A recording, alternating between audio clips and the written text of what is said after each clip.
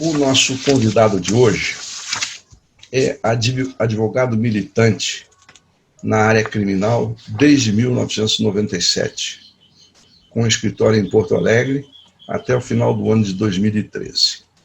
Em setembro de 2013, passou a exercer a advocacia em Brasília, no escritório Assis Toledo e Vilhena Toledo. Atua em colaboração com diversos escritórios de advocacia, sempre na área criminal. Ele formou-se na Universidade Federal do Rio Grande do Sul, especializou-se no Centro Universitário Ritter dos Reis,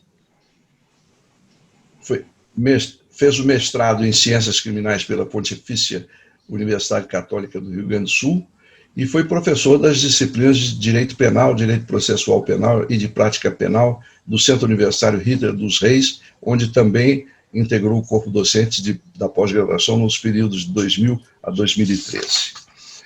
Nós estamos falando de José Francisco Fichinger, desculpe se errei, Moura de Souza, quase o meu nome, Mota de Souza. José Francisco Fichinger Moura de Souza, a quem eu passo a palavra e vai nos falar sobre as novas perspectivas do sistema penal brasileiro.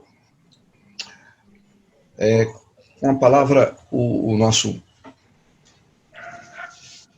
palestrante.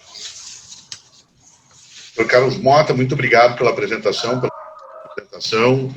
também na pessoa da senhora Mercedes, que representa o presidente do Rotary Club de Brasília neste ato. Cumprimento os demais integrantes dessa prestigiada instituição, a quem agradeço a gentileza do convite, né? Me sinto muito honrado de poder falar um pouquinho a respeito de uma temática que é, evidentemente, do meu dia a dia, mas que acho que é uma temática que tem uma repercussão social importante. E também aproveito essa oportunidade para, em nome da minha companheira Milene, já uma companheira de longa trajetória comigo, né, agradecer o carinho com que ela foi recebida por vocês. Nós somos oriundos do Rio Grande do Sul, onde vivemos a maior parte da nossa vida e onde formamos os nossos vínculos sociais e aceitamos esse desafio de vir para Brasília. Primeiramente eu vim para Brasília, depois a Milene veio também com os nossos filhos, enfim, para a gente se estabelecer definitivamente aqui em Brasília. E toda esse trabalho de, vamos dizer assim, uma espécie de reinserção na comunidade local, para nós tem uma importância fundamental.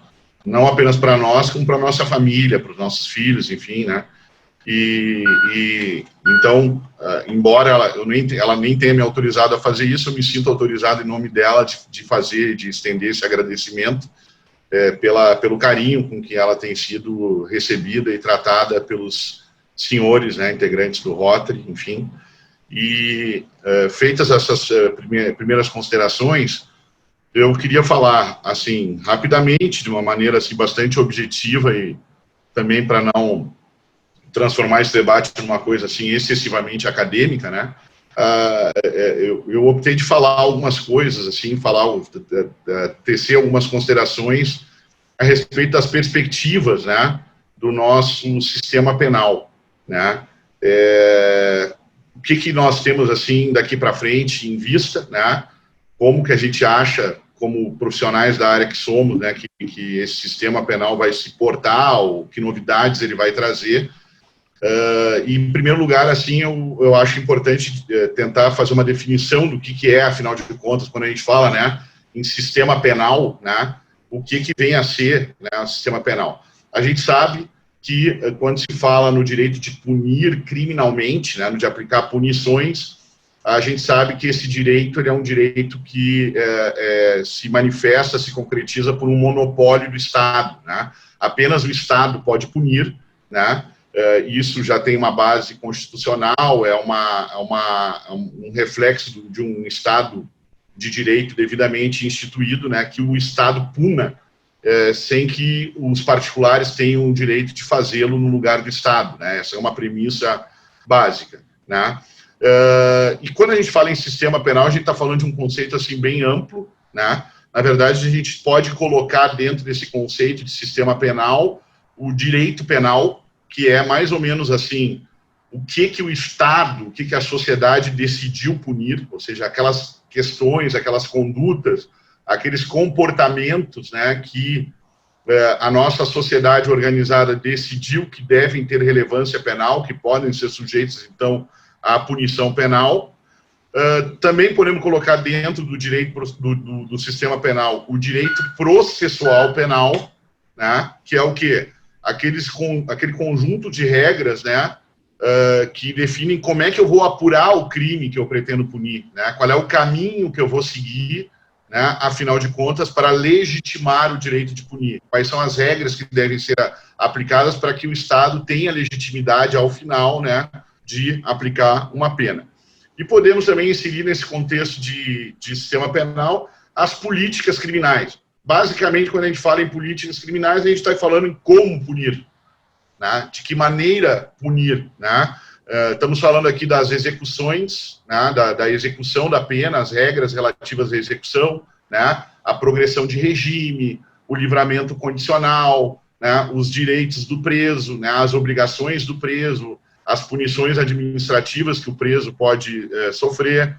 Estamos falando aqui também da organização da polícia, né? Como é que a polícia se organiza dentro da nossa sociedade. Essa polícia é vinculada ao poder executivo, ela goza de autonomia, ela é uma polícia administrativa, ela é uma polícia judiciária que atende os interesses do judiciário. Estamos falando também da aplicação de recursos na justiça criminal, né? Como que o poder público aplica recursos no sistema, né? Estamos falando de sistema penitenciário, naturalmente, né? Como é que se organiza dentro do nosso ordenamento todo o sistema de privação da liberdade, seja as penitenciárias de mais alta segurança, até os estabelecimentos de regimes menos graves, né? Enfim, tudo isso a gente pode caracterizar como aquilo que a gente chama genericamente, assim, na academia, como sistema penal. E por que é importante falar a respeito do sistema penal, né? Inclusive fora do ambiente acadêmico e fora do ambiente profissional, dos advogados, juízes? Porque isso, na verdade, está no nosso dia a dia. Na verdade, isso faz parte da do nosso contexto social. Basta que a gente veja as notícias diariamente, né? A gente assiste jornal, né? Assiste noticiários e recebe também as informações de internet. Quase sempre a gente tem algum tipo de informação sobre alguém que foi preso, alguém que foi solto, uma nova lei que entrou em vigor, né? Um novo comportamento do Supremo Tribunal Federal, uma nova decisão do Supremo Tribunal Federal. Isso tem a ver com cidadania, né? Tem a ver com a própria forma com que nós nos apresentamos enquanto sociedade. Existe um doutrinador alemão chamado Goldschmidt, que fala que o processo penal, o sistema penal, ele é uma espécie de termômetro, né, do modelo constitucional que se adotou historicamente, né, no país. Se nós temos um modelo autoritário, um modelo de ditadura, um modelo de tirania, provavelmente o processo penal, o sistema penal vai refletir esse perfil. Se nós temos um Estado democrático de direito, né, pretendemos estabelecer um regime democrático, a gente tem um sistema penal que se revela mais compatível com esse modelo, né, que apresenta garantias também a quem está sofrendo as agruras do processo penal, portanto, com um perfil mais democrático, um perfil mais transparente, mais aberto, né? Bom, a minha ideia seria falar de perspectivas, e para falar de perspectivas, eu tenho que me referir um pouquinho ao passado e também até um presente relativamente ainda bem estabelecido. Quando se fala em sistema penal, né, e até quando se fala em punição, a primeira coisa que vem à cabeça, de um modo geral, é a prisão, né? A privação da liberdade, ela está na nossa cabeça, ela está, vamos dizer assim, inserida na nossa tradição. Quando a gente pensa em punir alguém do ponto de vista penal, a primeira ideia que vem é uma penitenciária, um presídio, a prisão, né? É a privação da liberdade. Mas é interessante notar que o fenômeno da prisão é um fenômeno, do ponto de vista histórico, relativamente recente. Se a gente for examinar, por exemplo, ali séculos XII até mais ou menos século XVIII, né, a gente vai ver que a prisão ela não era imaginada como um modelo de punição quando se falava em justiça criminal. Na verdade, a prisão ela servia apenas para que o réu aguardasse o julgamento final. Ele era preso, eventualmente, para não fugir. Era preso, portanto, numa situação de cautelaridade, uma ideia de preservação do processo. Mas a prisão não era uma pena imaginada como uma sanção em si mesma. Na verdade, havia outros tipos de punição que se aplicava nesse período histórico. O castigo físico, sem dúvida nenhuma, eventualmente a morte, sim, né, que seria um castigo supremo, mas as penas mais comuns eram do ostracismo, do degredo, né, da morte civil, né, da retirada de direitos sociais, né, do indivíduo, que tinha uma conotação muito mais grave, talvez, do que hoje, porque vocês imaginem como é que era, por exemplo, a Europa, nesse período aí do século XII até século XVII, século XVI, XVII, a pessoa perder a sua comunidade era praticamente ficar sem nenhum tipo de identidade cultural, sem nenhum tipo de proteção, até porque a figura do Estado era uma figura praticamente, né, inexistente. Quando é que começa a se falar em prisão, efetivamente, né? Se começa a falar em prisão como uma pena em si mesma, né, só com o advento da Revolução Industrial, quando as cidades começam a se inchar, né, quando se começa a haver um incremento da atividade industrial e uma mudança, claro, radical nos processos econômicos, nos processos produtivos, as cidades começam a crescer, né, e o fenômeno da violência começa a se tornar uma coisa mais visível, mais palpável, né? E a partir desse fenômeno da Revolução Industrial, se começa a falar num processo de depuração, né? Quase que um eugenismo social, né? Há a necessidade de separar aqueles que estão de acordo com esse processo de industrialização, né, que aceitam se submeter a esse sistema, que foi um sistema muito cruel e muito violento, muito rápido, né, de produção, e havia a necessidade de separar aqueles que não estavam se adaptando a essa nova realidade. O Michel Foucault, que é um doutrinador muito importante para nós também aqui na parte penal, né, ele faz um trabalho muito interessante a respeito disso para mostrar que as primeiras prisões, na verdade, são institutos assim praticamente correcionais, institutos assim de separação, institutos quase que psiquiátricos, né, para separar as pessoas que não seriam normais, as pessoas que não se adaptavam àquele novo modelo social, e que depois acabaram se aprimorando, né, como instituições correcionais cada vez mais parecidas com aquela ideia que nós temos hoje de prisão, de penitenciária, né, de estabelecimento prisional. Então, a prisão como pena finalística, que é aquela que ainda hoje nós temos na nossa cabeça, ela só aparece nesse período do século XVIII e vai tomando conta e ocupando o espaço de outras modalidades de punição e acaba tomando conta completamente da realidade dos países ocidentais, principalmente, no século XX. No século XX, já com a entrada do século XX, quando se fala em sistema penal, se fala praticamente de modo imediato, se fala em prisão. Os códigos penais começam a colocar a pena privativa de liberdade no centro. Então, nós temos uma chamada da pena privativa de liberdade ao centro das atenções e ao centro das codificações. Os códigos penais, né, as legislações penais começam a trazer como pena principal, né, a prisão.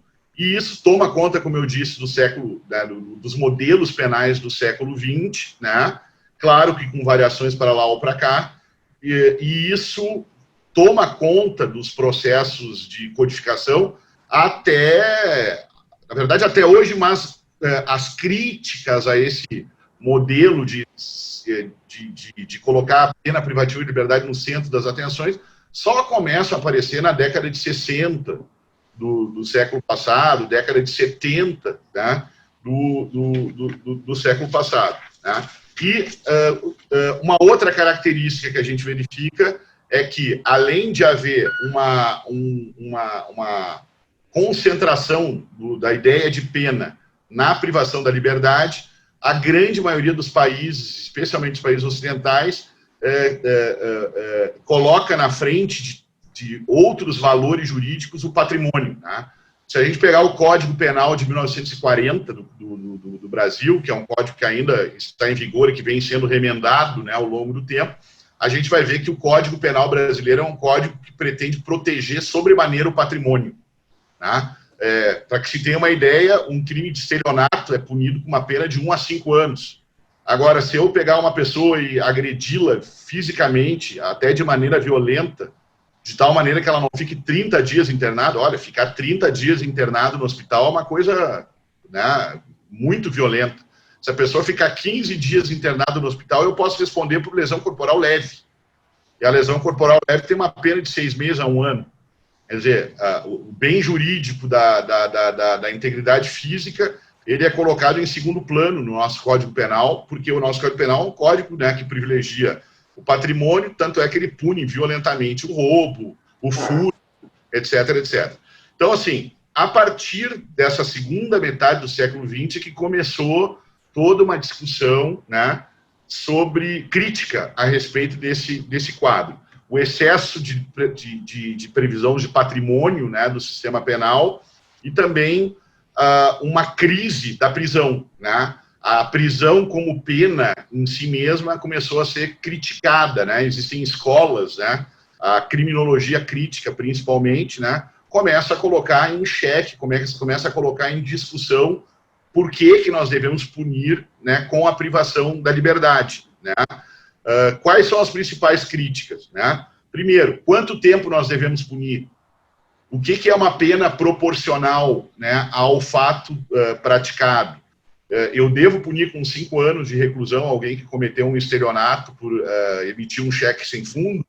Eu devo punir apenas um mês de reclusão alguém que cometeu um crime de lesão corporal, que às vezes tem uma repercussão mais grave? Eu devo punir com apenas 6 anos quem cometeu um crime de homicídio? Os 10 anos que alguém cumpre de pena no crime de homicídio são a mesma coisa que os 10 anos que nós vivemos aqui fora dos limites do presídio? Eu tenho como imaginar que esse tempo ele corre da mesma forma para um e outro indivíduo? Isso é uma questão. Né? A segunda é a questão da efetividade. Né? Para que serve a punição da prisão? Ela ressocializa, como dizem muitos doutrinadores até hoje?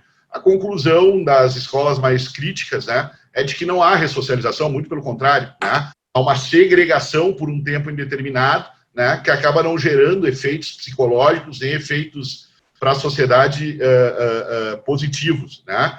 Ela previne crimes? Parece que não. Né? Nós tivemos uma escalada de criminalidade, por exemplo, nas últimas décadas do Brasil, que revela que quanto mais gente eu coloco na cadeia, menos preventiva a pena se revela, porque as pessoas parecem que não se sentem assustadas, né, com a aplicação de sanções sobre outras pessoas. Né? A outra crítica que também é feita pela criminologia, crítica, pelas escolas críticas, é a seguinte: o direito penal tem sido visto, né, o sistema penal tem sido visto como um projeto de manutenção de poder. Né? E, quer dizer, os estados, os governantes, quando chegam ao poder, acabam se servindo do direito penal, né, para a perpetuação de seus projetos de poder. E esse raciocínio, para as escolas críticas, ele vale tanto para a esquerda quanto para a direita. Né? A direita costuma se valer de mecanismos, né, de punição como forma de assentar o seu projeto de poder, mas a esquerda também fez isso, a esquerda também faz isso. Né? Se a gente pegar, por exemplo, a América Latina, nas últimas 2 décadas nós tivemos uma ascensão dos movimentos de esquerda no poder, e o que aconteceu? Na medida que esses movimentos de esquerda chegaram ao poder, nós tivemos um incremento das punições de lavagem de dinheiro, crimes contra o sistema financeiro nacional, crimes transnacionais, crimes cometidos por uma vamos dizer assim, uma casta social mais privilegiada, que uma autora brasileira chamada Maria Lúcia Caram, que é uma juíza aposentada do Rio de Janeiro, excelente doutrinadora, chama de criminalidade dourada, né? Quer dizer, também a própria esquerda acabou incorrendo nesse tipo de equívoco de utilizar o sistema penal como mecanismo também de perpetuação de poder. Se chega, inclusive, a falar em abolicionismo a partir da década de 60, 70, que seria a ideia de que eu tenho que erradicar completamente o sistema penal, né, e substituir isso por um modelo de autocomposição, ou seja, solução dentro do próprio seio social, sem a intervenção do Estado. Mas o projeto do abolicionismo é um projeto excessivamente radical, né? Mesmo aqueles que criticam o sistema penal têm um pouco de receio de levar adiante essa ideia do abolicionismo, porque do ponto de vista social e sociológico, enfim, nós não estamos preparados para ele ainda, nós não temos condição ainda. Então, hoje, o que tem se falado é o quê? Na ideia de um aprimoramento do sistema penal, né? Melhorar o sistema penal, tornar o sistema penal mais efetivo, né? Ao mesmo tempo que mais justo. Então, assim, a ideia, quando a gente fala em perspectivas de mudança, é gradualmente a gente abandonar essa concepção centrista da pena privativa de liberdade e encontrar outros mecanismos que se apresentem como mais efetivos. Mas isso é muito difícil, né? Se fala, por exemplo, muito em impunidade no Brasil, mas o Brasil hoje tem a terceira maior população carcerária do mundo. Né? Nós temos hoje mais de 800 mil presos no Brasil. Né? O Brasil só perde para os Estados Unidos, que tem um modelo punitivo de aplicação de sanção privativa de liberdade mais violento do mundo. Os Estados Unidos têm 2,2 milhões, né? 2 milhões e 200 mil presos hoje, né, nos Estados Unidos. A China tem 1 milhão e 700 mil presos, mas proporcionalmente o Brasil tem mais. Porque a China tem uma população muito maior do que o Brasil, e o Brasil, independentemente disso, está em terceiro lugar. Hoje nós temos mais de 800 mil presos. E isso mostra como é difícil a gente se livrar, a gente repensar, né, a questão do sistema penal e a questão da prisão. Ainda hoje ela está dentro ainda hoje está no centro, muito embora, já vou falar agora para ir concluído também, para não estender demais, muito embora a gente já consiga ver nos últimos 2, 3, 4, 5 anos aí um conjunto de mudanças interessantes que a gente deve observar, que estão tentando encontrar alternativas ao modelo punitivista de prisão pura e simplesmente, né? Uma outra coisa, antes de eu falar dessas perspectivas, é o fato de que, se a gente for examinar o nosso sistema carcerário, né, a gente vai ver que ele confirma as críticas que são feitas pelas escolas de criminologia crítica, né? Nós tivemos um último levantamento do Infopen, né, que é um sistema do Ministério da Justiça de levantamento do nosso perfil carcerário. E o que se chega à conclusão? A gente chega à conclusão de que, pegando-se as informações disponíveis sobre escolaridade, por exemplo, né, 99, é um número impressionante realmente, 99% dos presos no Brasil possuem no máximo ensino médio incompleto. 99% da população carcerária, ensino médio incompleto, no máximo, né, é dali para baixo, né? Quase 65% da população carcerária é formada por pretos ou pardos. 65% da população carcerária, né? E o sistema penitenciário brasileiro é um sistema lastreado em violência, né? Mas é interessante notar que a violência que a gente encontra dentro do sistema penitenciário decorre do choque de facções criminosas que querem trabalhar. Isso é uma coisa que é pouco notada, né? Como é que se exerce o poder dentro dos estabelecimentos prisionais? Se exerce o poder distribuindo as oportunidades de trabalho, porque quem trabalha consegue reduzir a pena mais rápido, né? Consegue diminuir o tempo de prisão, né? Por causa do Instituto da Remissão, que é um instituto de execução penal que diz que a cada 3 dias de trabalho eu consigo 1 dia menos de pena, né? E há uma corrupção em torno por incrível que pareça, há uma corrupção em torno do trabalho, né, e que gera uma violência substancial dentro do nosso sistema penal. Então, assim, hoje nós já estamos num momento em que nós estamos constatando que a situação que nós chegamos, ela não é mais sustentável. Nós já estamos chegando a 1 milhão de presos daqui a pouco. Quanto mais a gente pode aguentar em termos de gente presa no Brasil, né, e os recursos que isso demanda. Não há opção de ficar criando presídio para sempre, né? E nós temos, além dos problemas dos presídios, uma outra coisa que as pessoas também, de um modo geral, não se apercebem, a gente tem uma grande carência para os outros regimes. O regime aberto, o regime semiaberto no Brasil são um fracasso completo, porque não tem estabelecimento. Fora o problema da superlotação nos estabelecimentos de regime fechado, né, que são os presídios, as cadeias públicas, etc, etc. Né? Então, a gente tem uma confirmação assim, de uma certa falência da ideia da pena de prisão. Né? Nós também temos uma constatação hoje concreta.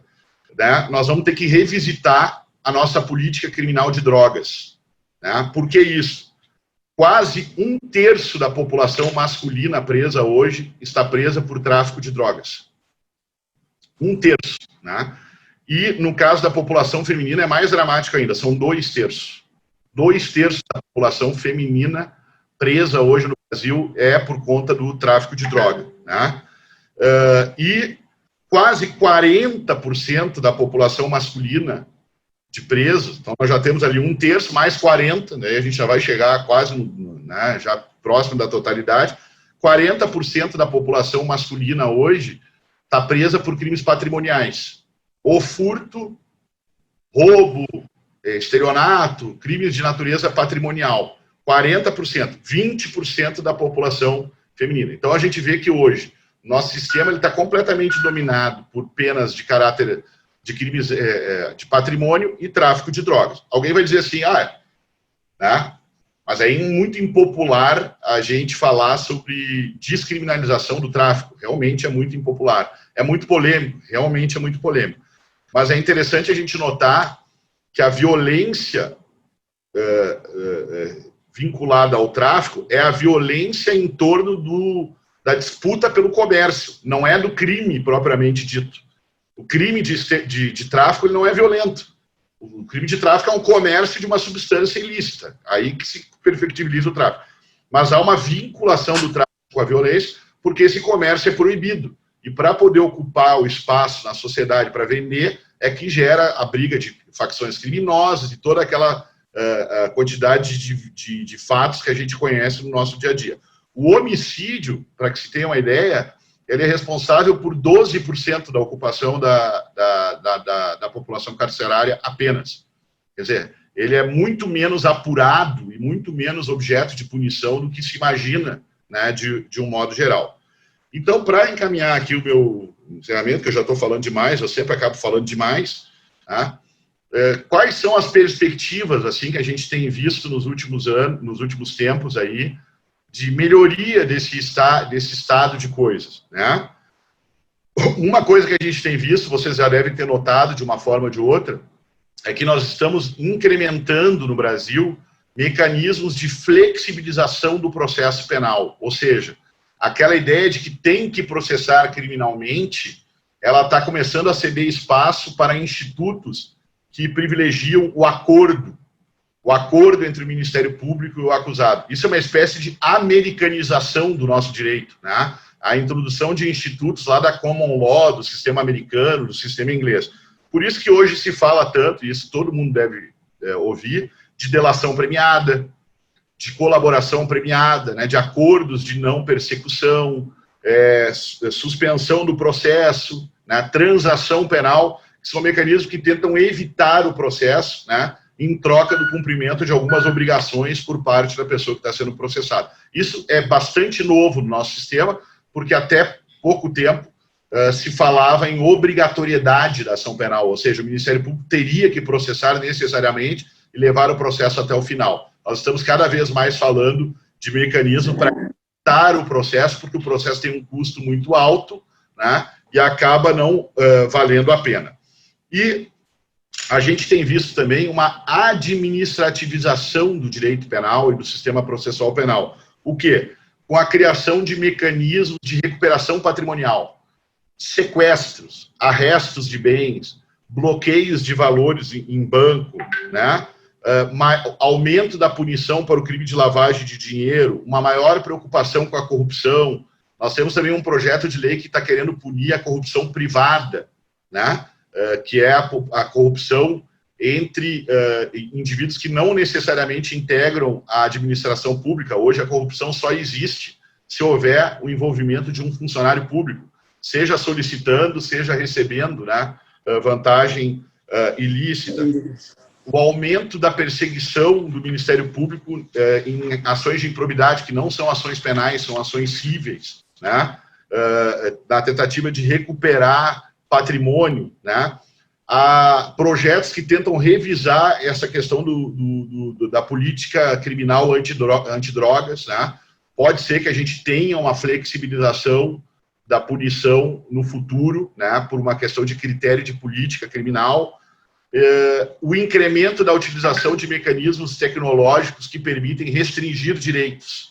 Isso também é uma outra novidade que a gente tem visto, né? Então, a cassação do passaporte, o impedimento de realização de viagens, né, o monitoramento eletrônico, né, e fora todas as medidas patrimoniais que hoje podem ser feitas com um toque eletrônico, né, o juiz, o próprio local onde ele está, ele pode bloquear bens, ele pode evitar transações, ele pode, né, minimizar as consequências patrimoniais do crime. Tudo isso são as perspectivas novas do nosso sistema penal, ou seja, a ideia de que a gente vá abandonando gradualmente a pena, a prisão como uma punição em si mesma, e a gente encontre outros mecanismos de reparação dos danos do crime, né, com maior efetividade. Vou dar um último exemplo, né, só para a gente perceber isso, que foi recente nesse pacote que a gente chama de pacote anticrime, o crime de estelionato. O crime de estelionato era necessariamente processado pelo Ministério Público. Hoje tem que ter a autorização da vítima. Às vezes a vítima não quer o processo penal, ela quer ser reparada do prejuízo financeiro ocasionado pela conduta. Para ela isso é suficiente. Então, são pequenos movimentos que a gente vê de flexibilização dessa ideia da pena privativa de liberdade como o centro dos acontecimentos, né, e a tentativa de modernização para que a gente não chegue a 2 milhões de presos sem ter dinheiro para administrar uma massa carcerária dessa dimensão. Então, eu termino, como nós somos brindados ali com um poema de Luís de Camões, né, eu concluo aqui com uma pequena lembrança de Alceu Valença, tá, que dizia que nem todo réu é culpado, nem toda fruta é maçã, nem todo beijo é pecado e nem toda luz é manhã. Muito obrigado.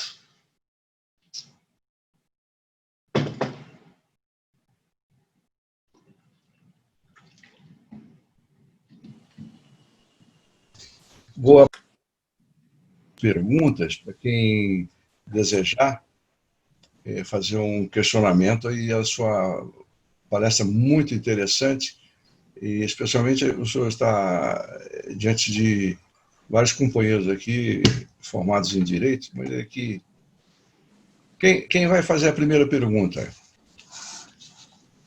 Eu vou então me permitir questionar, doutor? Deixa eu fazer uma pergunta. Posso? Eu também. Ok. Então, eu vou passar a palavra à nossa presidente, por precedência. Eu quero agradecer ao nosso palestrante pela excelente palestra, e já vou entrar logo na questão. Eu gostaria de saber se há uma avaliação ou pesquisas em termos de quantidade de recuperados, porque, como leigo, eu não sou da área de direito, eu vejo sempre muito na imprensa de que o sistema carcerário brasileiro, e eu gostaria de saber se tem dados de algum outro país, que ele não recupera, ou recupera no máximo 1%. E em relação ao trabalho, por exemplo, se faz trabalho lá, tem redução de pena, se lê um livro também tem redução de pena, não tem aqueles, ou se pensa em construir presídios onde eles possam trabalhar com a supervisão fora para fazer serviços aí que o Estado não, o município, a prefeitura não precisariam contratar pessoas e colocar esse pessoal presos aí já com uma conduta boa para trabalhar em obras aí do Estado? Agradeço. São várias coisas. Assim, na verdade, assim, em primeiro lugar, nós não temos, com relação à primeira pergunta, nós não temos no Brasil um sistema eficiente de aferição de recuperação. Isso não existe. Isso é um grande problema, inclusive para quem é da academia e que tenta produzir conhecimento em relação a esse tema. Não há nenhum dado objetivo, né, com relação aos índices de reincidência, porque a reincidência ela também tem um problema de ordem técnica. Se eu só serei reincidente se eu cometer um novo delito dentro de um prazo de 5 anos posterior ao trânsito em julgado da condenação anterior. Se, por exemplo, eu cometo novos delitos no curso do processo, ou no curso de vários processos que eu esteja respondendo, tecnicamente eu não posso ser chamado de reincidente. Talvez eu possa se dizer que eu tenho maus antecedentes, mas não se pode dizer que eu sou tecnicamente um reincidente, porque eu ainda não tenho a condenação transitada em julgado do fato anterior. Essa é uma questão, né? Há uma ideia generalizada que nós temos vamos dizer assim, uma comunidade que é aquela clientela preferencial do sistema, né? Se a gente vai no presídio, a gente sempre encontra as mesmas pessoas lá, né? Então, assim, a gente tem um perfil de criminalidade que acaba sempre retornando ao sistema, principalmente vinculado a crimes de roubo, tráfico, latrocínio, etc., né? Essa clientela, ela está sempre lá, né? Hoje a gente fala também nas organizações criminosas, bando de cigarro também, que é um crime hoje muito complicado no Brasil, mas, assim, critérios científicos claros nós não temos. O que nós claramente é uma crítica dizendo que essa ideia acadêmica antiga de ressocialização é uma ideia fracassada, porque, na verdade, eu não tenho como falar em ressocialização prendendo. Na verdade, a pretensão de ressocializar alguém retirando do convívio social, ela é antitética, né? E isso é objeto de muita crítica hoje, né? Como é que eu tenho o problema do sujeito que nunca foi socializado, porque ele nunca teve oportunidade, né? E eu tenho o problema oposto também, que é do hiperajustado. Veja bem, o sujeito, ele é integrante da comunidade, ele é bom pagador de impostos, bom pai, bom marido, né? Paga corretamente os seus empregados, né? Recolhe todos os tributos, mas aí um dia ele chega em casa, encontra a mulher com outro homem e acaba matando esse outro homem na cama. E aí eu vou dizer que eu vou ressocializar esse sujeito, mas o sujeito é um hiperajustado social. Eu tenho como, né, trabalhar com esse fundamento da ressocialização para puni-lo. É claro que ele tem que ser punido, mas o fundamento da ressocialização não serve nesse caso. Bom, e com relação aos estabelecimentos com trabalho, nós temos no Brasil diversas experiências, né? O Paraná tem algumas experiências de privatização, né? Que tem funcionado de uma maneira razoável, né? Com os presos recebendo importâncias bem mais reduzidas do que o mercado permite, mas exercendo atividade laboral, né? Normalmente estilo fábrica de manufaturas, bolas de futebol, produtos assim de uma fabricação menos complexa, né? Nós temos alguns exemplos hoje no Brasil de parceria público-privada, né? O Rio Grande do Sul fez alguma coisa, o Paraná também, São Paulo, enfim, mas ainda nós temos um modelo assim estatista, né? Quando se fala em sistema penitenciário. E aí, claro, nós temos um péssimo problema de subaproveitamento para trabalho, realmente muito grave. O grande problema hoje nos presídios é a ociosidade. Ela é a ociosidade. Os estabelecimentos prisionais de regime fechado, os presos ficam ociosos. Eles chegam a engordar. Nós temos problema de obesidade, de hipertensão, de hiperglicemia, né, nos estabelecimentos prisionais, porque o preso ele come, vai para a cela, sai da cela, come, toma um banho de sol. Todo esse modelo também é um modelo que merece revisão, né? Porque ele poderia trabalhar mais, reduzir a pena com mais rapidez. Tudo isso é problemático porque não há postos, não há projeto, né, para esse tipo de coisa. Por isso que tem tanta briga nos grandes presídios das grandes capitais. Né? Quem é que é rei dentro do presídio? É quem tem trabalho. Porque quem tem trabalho... A questão do estudo, sim, isso está consolidado. O estudo, leitura de livros, né, resenhas de livro, né, frequência, cursos, tudo isso são elementos que reduzem a pena, que são capazes de reduzir a pena. Obrigado. Doutor José Francisco, eu passo a palavra agora ao nosso companheiro Chico Chilatos. Muito obrigado, Fischer, pela sua exposição. Eu sou um camarada zero em direito, afinal de contas, eu sou mais voltado para a área de tecnologia, e eu uso os números, e aqui eu vou apresentar exatamente uma questão como essa, por total ignorância minha. Um camarada, por exemplo, ele resolve fazer um roubo num banco, e ele vai armado. E lá ele descobre que tem 5 camaradas que são os guarda-costas do banco, que estão lá protegendo o banco, e ele consegue matar os 5. Um outro camarada, ele comete, no espaço de 2 semanas, 5 estupros e mata as 5 pessoas. Ambos mataram 5. Qual é a diferença entre um e outro no que diz respeito à pena, no que diz respeito à inclusão desses camaradas num sistema carcerário, e aí a diferença que existe de um e de outro nesse sistema? Um é maníaco, e o outro, não sei se é maníaco. Como é que isso é diferenciado? Os dois vão para a mesma cela? É uma boa pergunta. Bom, levando em consideração esse exemplo que o senhor está fornecendo, ele é interessante porque ele mostra como que as coisas podem se distorcer, né?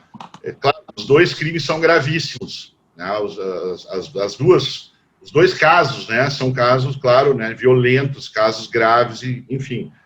Mas, evidentemente, que aqui, no caso dos estupros, a gente tem um problema, né, também de desvio comportamental e de comportamento seriado, né, vamos dizer assim. Mas veja que, no Brasil, esse crime que o senhor descreveu do banco é o latrocínio. O latrocínio é o crime, confirmando aquilo que eu havia dito, né, do caráter patrimonialista do nosso modelo penal. Ele é o crime mais fortemente apenado no Brasil, né, que é o crime de roubo com resultado morte, né? Então, nesse caso aí dos 5 guarda-costas, aí, ele vai responder provavelmente, aí, claro, tem que olhar a peculiaridade. Se ele mata separadamente cada um, é muito provável que o judiciário entenda que ele teve um desígnio autônomo para cada um desses delitos. Ou seja, ele quis matar esse, depois ele quis matar aquele outro. 5 latrocínios, né, com unidade, com desígnios separados. Para cada um desses delitos, ele responderia por uma pena de 20 a 30 anos já. Então, aqui, somente nesse conjunto de fatos aqui, ele provavelmente pegaria uma pena aí de mais de 100 anos, alguma coisa assim, né? Bom, se ele for condenado por esse fato, ele vai para o estabelecimento de regime fechado, né? E ele tem direito à progressão de regime dentro de um prazo de 3/5 do cumprimento dessa pena. Esse sujeito, se for condenado hoje no atual modelo punitivo brasileiro, ele provavelmente passa o resto da vida preso, porque houve um agravamento nos últimos anos com relação à progressão. Como são crimes hediondos, né? Um crime hediondo só com 3/5 a pena cumprida é que ele vai poder progredir. E eu vou levar em consideração não o prazo de 30 anos, como alguns podem imaginar. Ah, só pode ficar preso no máximo 30 anos. Sim, ele pode ficar preso no máximo 30 anos, mas a progressão é calculada sobre o montante total da pena. Então, nesse caso, ele ficaria aí num regime fechado, provavelmente, né, o resto da vida. No outro caso, eu vou ter penas muito mais baixas. Então, veja que aqui a gente consegue, nesse exemplo que o senhor está fornecendo, né, ter uma pena que talvez chegue aí no máximo a 30 anos, enquanto o outro é mais de 100, esse aqui, né, que é um crime com uma feição muito mais violenta e talvez muito mais traumática, ele tem uma punição mais baixa. Então, assim, fazendo uma comparação com um caso e outro, é bastante mais provável que o estuprador saia antes da cadeia. O que é mais um exemplo de distorção. Claro, se for revelado que ele tem doença mental, se trata de uma doença mental, eu posso ter a instauração de um incidente de insanidade no decorrer do processo, que pode resultar na aplicação de uma medida de segurança, que é o quê? Ele é levado para um estabelecimento, um instituto forense, né? Ele fica internado para tratamento. Bom, e o Supremo Tribunal Federal decidiu, antigamente a pessoa podia ficar o resto da vida lá, mas o Supremo Tribunal Federal já decidiu há alguns anos que o máximo de internação é 30 anos. Né? O máximo de internação que ele poderia ficar seria 30 anos. Então, claro, se for constatada a doença mental, porque ele é um maníaco, ele pode ficar até 30 anos internado para tratamento, e aí é outro estabelecimento. Se não, ele vai conviver com o latrocida no mesmo lugar, tomar banho de sol no mesmo lugar. Não há nenhum sistema de depuração e de separação, né? O máximo que os presídios fazem hoje é separar o estuprador, né, com outros estupradores num corredor próprio, numa ala própria, assim, no máximo, né, assim, em situações extremas, né? Ou aqui no Brasil, né, por exemplo, na Papuda, né, nós tivemos aqui a construção de uma ala para os presos ricos, né? Tivemos um caso, né, que o caso ficou famoso, eu conto aqui porque ele é de conhecimento público. O Luiz Estevam foi condenado a 20 e poucos anos de prisão. Antes de ser preso ainda, quando ele estava em fase de recurso, ele mandou construir uma ala para ele lá, caso ele fosse para lá. E ele foi para lá depois. Então, nós temos essas barbaridades que acontecem no nosso sistema.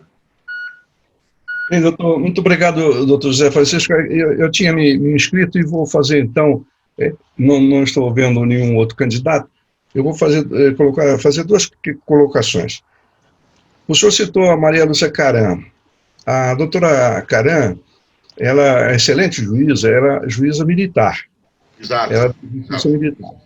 E ela estava deslocada na justiça militar, porque ela era muito à frente do tempo da justiça militar, que tem o Código de Processo Militar, ele tem determinadas restrições que aqui, enquanto aqui fora, no processo civil, o processo penal normal, está sendo abrandado, etc., dentro da caserna não se permitia, por exemplo, droga e homossexualidade. E ela já estava carregando essa coisa. Então, ela teve até determinados conflitos dentro da justiça militar, mas a atuação dela era perfeita. Só que precisava mudar o código. Né? Sim, aquele código não cabia, se bem que depois o Superior Tribunal Militar acabou flexibilizando. Hoje, a posse de droga é permitida desde que seja numa quantidade mínima, etc. Bem, então essa era a colocação. Agora a pergunta, outra colocação, é o seguinte: nós temos, o sistema prisional nosso é o mais degradante que eu não sei, algum outro país deve ter coisa pior que a gente. Mas o sistema normal, por exemplo, Carandiru foi implodido porque Carandiru era absolutamente impensável a gente prender alguém lá dentro. Agora, hoje corre paralelo duas teorias que são separadas e a aplicação delas está dando algum resultado. Uma é o sistema das prisões federais. São prisões de segurança máxima, são deslocadas da área de convergência de problema, bota lá em Roraima, no interior de São Paulo, etc. Paraná também tem. E um regime que... Nós temos uma aqui no Distrito Federal também. Aqui no Distrito Federal, que o governador aí criou um problema, mas não, foi mantida a prisão. Tem.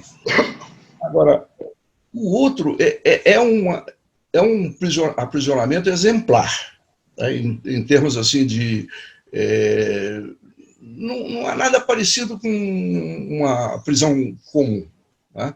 E há indícios de recuperação do pessoal se compenetrar, enfim, algum fator deve ter influenciado no melhoramento da pessoa que sai de lá. Agora, existe uma outra, o senhor já deve ter ouvido falar, na APAC. O senhor já ouviu, né? Sim. A APAC é extraordinariamente melhor.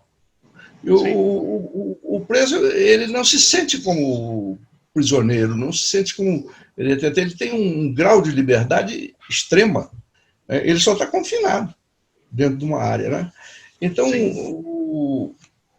dentro dessas perspectivas, aí o senhor está falando, evidentemente, da teoria, da flexibilização do processo, enfim, na parte teórica que o Congresso tem que se debruçar, a sociedade tem que se debruçar, a contribuição da advocacia, a contribuição do Ministério Público é muito importante para que isso resulte num fator positivo.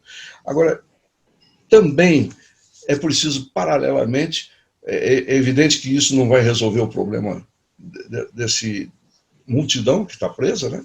Mas esses dois tipos de prisão, a gente tem que caminhar, no meu entender, a gente tem que caminhar para esses dois tipos de prisão.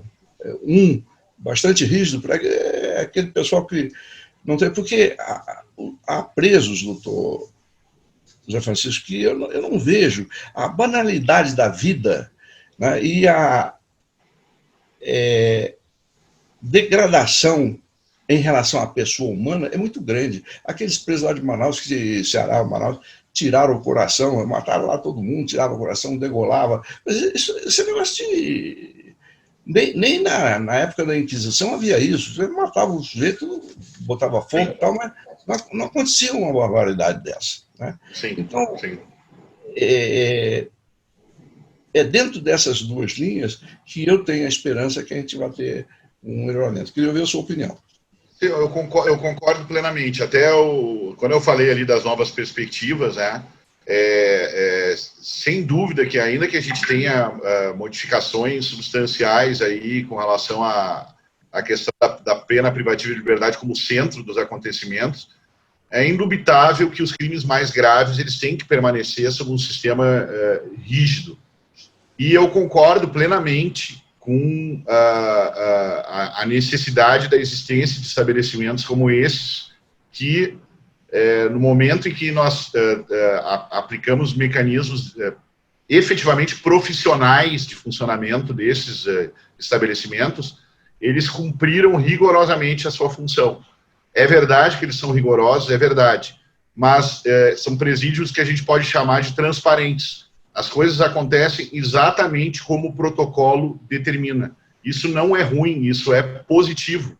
Isso é como deve ser naqueles casos mais graves. Existe uma crítica ao regime disciplinar diferenciado, que o regime disciplinar diferenciado hoje, a pessoa pode ficar 2 anos presa em solitário, né?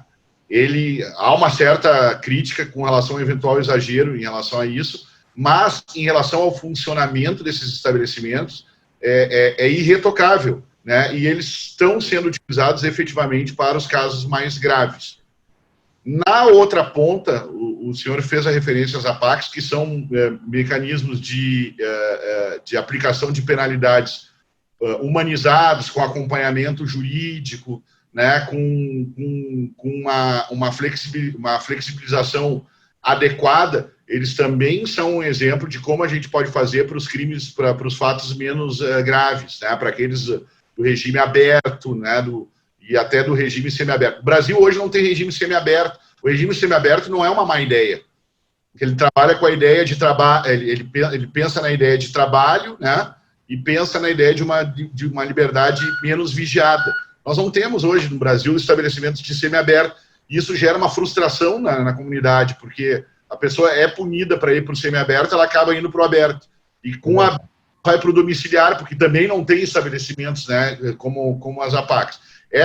Esses 2 extremos que o senhor lembra, me parecem 2 exemplos de sucesso.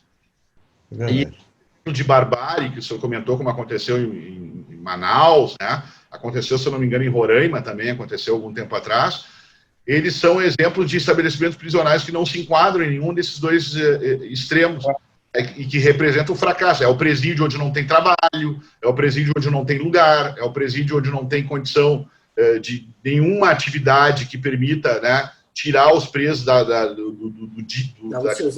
confabulação, né, de violência, e que acabam gerando esse tipo de acontecimento. Então, assim, mesmo que a gente tenha uma evolução na nossa forma de pensar a respeito do sistema penal, crimes graves, nós ainda não encontramos um mecanismo mais adequado que não a segregação, e às vezes a segregação por longo período. Não tenho dúvida nenhuma a respeito disso. Muito obrigado, doutor José Francisco. Agora eu vou retornar a palavra. Eu queria falar rapidinho. Você vai falar. Tá certo. Ok. Nossa mais nova. Eu queria agradecer ao Zeca pela palestra. Eu não sei se todos sabem, mas o Zeca foi meu professor na faculdade mais de 2 semestres, e vocês podem ver que eu tive um ótimo professor. E assim, na verdade não é uma pergunta, é só uma consideração minha.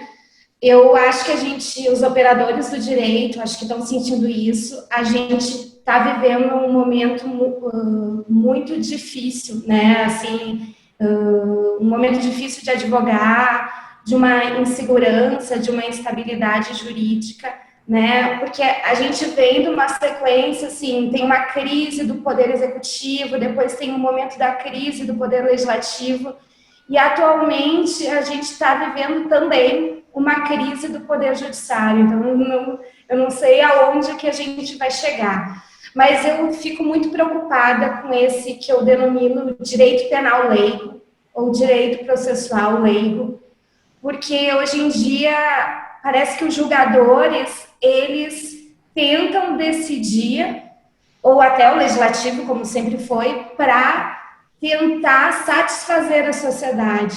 Só que isso vai gerar um problema de insegurança muito grave. Hoje as pessoas me perguntam no direito do trabalho, vou ganhar ou não vou ganhar? Eu digo, não sei, não tenho mais como eu dizer. Se cair em tal turma, tu ganha, se cair nessa, tu perde, porque as interpretações, assim,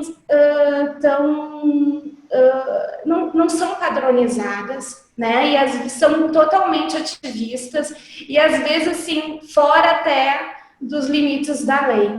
Então, assim, acho que a gente tem que ter cuidado. O leigo tem que ter cuidado quando opina sobre o direito penal, porque a gente tem que pensar que aquela pessoa presa, ela é um ser humano com direitos fundamentais, que o direito à liberdade foi tolhido. E a pessoa que responde ao processo penal, ela tem todas as garantias. Então, tem que ter um cuidado em relação a isso. E também dizer que, assim, que o cidadão, quando ele vê um crime, ele se vê satisfeito quando o legislativo aumenta a pena, né? Só que não tem cadeia, então as pessoas não vão conseguir ser presas, ficar aquela quantidade de pena, porque precisa do quê? De um executivo forte que crie condições para que a legislação seja cumprida. Então seria isso. Muito obrigada, Zeca. Eu que agradeço o convite. Só para complementar o que a Milene falou, é muito ruim para a gente, né, que está na linha de frente do dia a dia, né, representando pessoas que estão sofrendo processo ou que foram vítimas de processo, sofrendo processo por crimes e também que são vítimas, que a gente chegue num momento, isso é uma questão que merece uma reflexão, em que as coisas acabam virando uma espécie de loteria, né? E a gente substitui a pergunta, qual é o seu direito, né?